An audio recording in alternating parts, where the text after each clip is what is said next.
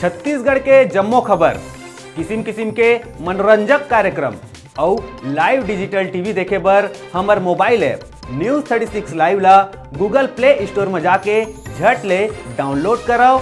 जय जोहार।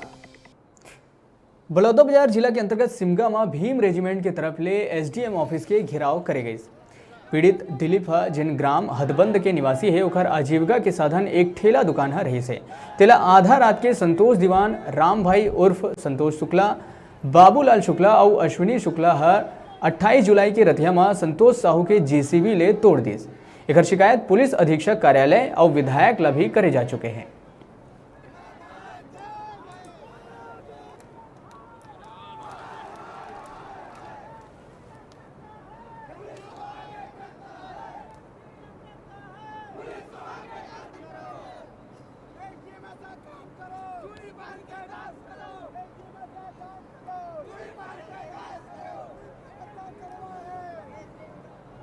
वो लोग तानाशाही करते हैं, रात दिन मानसिक प्रताड़ना, धमकी चमकी देते रहते हैं। और आज मेरा दुकान तोड़ दिया है, आज तुम कहीं भी चले जाओ तुम्हारा कुछ नहीं हो पाएगा बोलते हैं। और इसके लिए मैं न्याय के लिए सबके पास गया हूँ, एसडीएम के पास भी गया हूँ और कलेक्टर पास भी गया हूँ और अपना एसपी पास भी गया हूँ। मेरा कहीं कुछ सुनवाई नहीं हुआ, इसलिए मैं धरना प्रदर्शन के लिए मैं भीम रेजिमेंट में समर्थन मांगा और समाज समर्थन मांगा।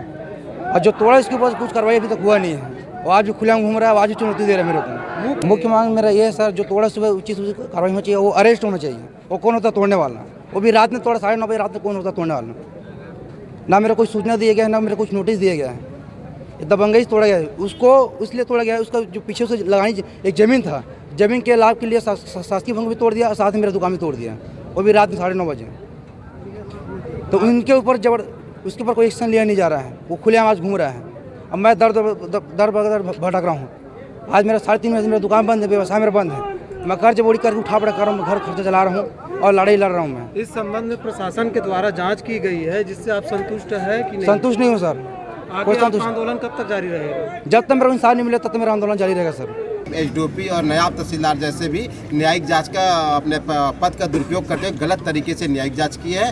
आज इसके लिए हमें जब शासन और प्रशासन के द्वारा जब हमें धोखा मिला लड़के को, तब जाके आज हमें आंदोलन का सहारा लेना पड़ा। और ये जब तक लड़के को न्याय नहीं मिलेगा और करप्टेड अधिकारियों की दंडात्मक कार्रवाई नहीं होगी, तब तक ये आंदोलन लगातार जारी रहेगा। मेरी बात एडिशनल एसपी जे.आर. ठाकुर साहब से हुई, तो उसमें जब न्यायिक जांच को देखे और एसडीओपी द्विवेदी साहब से भी मेरी बात हुई, तो न्यायिक जांच में जब मैंने प्रश्न चिन्ह खड़ा किया तो एक ही लाइन में बोल दिए, भाई हमारे से बड़ा अधिकारी कलेक्टर है, कलेक्टर से भी 2-3 बार मिलने की कोशिश की है, लेकिन मीटिंग की वजह से नहीं मिल पाया। हम लोग को एक बार और लेटर दिए थे कि 10 दिन के अंतर्गत अगर उनको न्याय नहीं मिलता तो फिर हम आंदोलन करेंगे। तो उसी समय न्यायिक पूरे केस को न्यायिक जांच में डाल दिए थे। जब केस न्यायिक जांच में गया तो हमें रुकना पड़ा। फिर हम लोगों ने सूचना का अधिकार लगा के सारी चीज़ों को न्यायिक जांच को बाहर लाए। न्यायिक जांच को जब बाहर लाए तो वहाँ पे जब देखे और वहाँ पे थोड़े से कुछ बिंदुओं पर देखे तो पूरी विसंगति थी। तब जाके अब हम लोगों ने एक निश्चित समय डेट करके आज आंदोलन का डेट फिक्स करके जो दिलीप चतुरे नाम के जो वो है क्या बोलते हैं पीड़ित पक्षकार है, उनका कहना है कि मेरा जो घर है जातिगत भावना से सवर्णों के द्वारा तोड़ दिया गया है। अभी इसके जांच हमारे स्तर पे जब जांच करने को मिला तो हमने जांच किया और ऐसे उस जांच में कोई जातिगत भावना लेकर के कोई तोड़ा नहीं गया है।